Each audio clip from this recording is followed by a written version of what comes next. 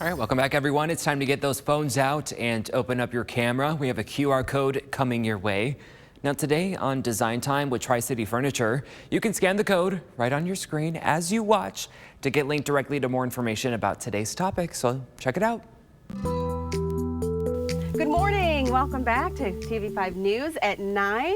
We are here for Design Time at Tri-City Furniture with Kathy Kilborn. So excited about Design Time today. How are you? I'm doing good. How are you? I'm doing great. Thank you, Kathy. This is a great subject for me as a mom. We're talking about mattresses and kids' sleep. Okay, so we know for good night's sleep that kids really need a great mattress. Yes. Okay, they're developing physically, mentally, all of that. So what do we need to consider? What do we if we're buying a mattress for our child? Well, kids actually need more support and more sleep than any other group of people, because it's when everything comes together, all the physical that they did, the learning, all that, everything, every aspect that came into their life during the day is sorted out in their brain while they sleep. And it is so important for them to get a quality night's sleep. Yes.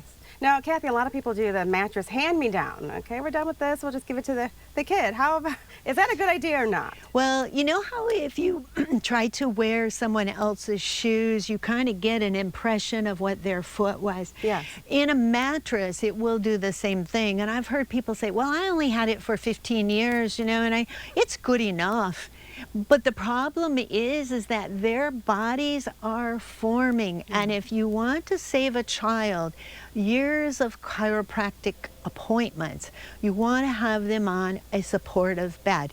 And bodies, while they're growing, they don't have all the aches and pains like we do when we're older. So they can use a mattress which is firmer. It has a little cushioning, but it's definitely going to be firmer and no sagging, because it will cause them body issues. Many kids I'll see will go over to their stomach, and normally a stomach sleeper is because a bed is sagging. Your body won't bend that way, so if you sleep on your stomach, the sag won't feel so bad. So that was my question, a checklist for if we are buying a mattress for a child. You said a firmer mattress is better. A firmer bed is better, and it will last longer if you're buying a quality one, making sure that the padding is quality. One of the more important, and we've talked about this, but hyperallergenic, because kids develop so many issues with allergies. We don't want to worry about the bed. And people who purchase a bed from a rummage sale or get it from a friend, you're not understanding what possibly the dust mites, bed bugs, mold, if somebody had stored it in their basement. So much of that stuff is all sucked into a mattress when it's stored. And so it's just the wrong thing for a child. And as they're going back to school and they're wanting to sleep well so that they can learn well, the bed is one of the most important things that you can do. I know my kids have allergies, and hypoallergenic bedding and is so important for them. Very important. And you do the tops, but you don't understand usually and think about what's going on from inside. And when you sit or lay on a bed, you push out everything that is in the inside.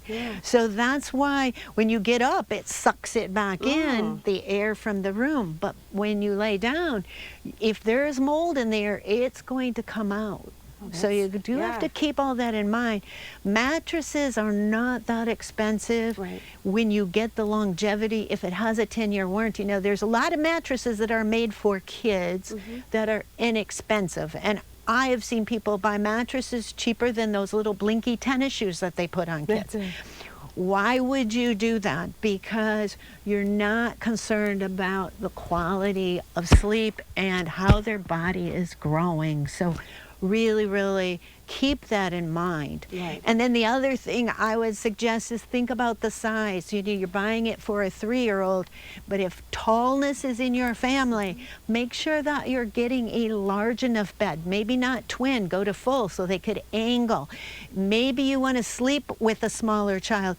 Trying to stay on a twin bed with a child, there's no space for an adult body and a child. So keep in mind, if your child probably is going to be really tall and you're buying this when they're 12, maybe switch to a queen if the room can accommodate, so that their feet aren't hanging off. So keep that in mind, because once you buy a quality bed, then you can keep it a long time. My daughter's 14 and she is as tall as I am. She has a queen bed. I had to get her that. Yes, she's very because comfortable. that is just, they're going to be much more comfortable. Yeah. They don't want to be touching the headboard and their feet off the end. And so we want that comfort Yes. for them every single day. We love our kids and we want to make sure Yes. that they have a comfortable bed, mattress and Absolutely. pillow. Yes. Thank you, Kathy, for the valuable Thank information. you. Appreciate it. And thank you for watching this edition of Design Time. All right, always get the best advice from Kathy. Well, coming up next, a man who pleaded guilty in a plot to kidnap the governor is sentenced. We recap his day in court.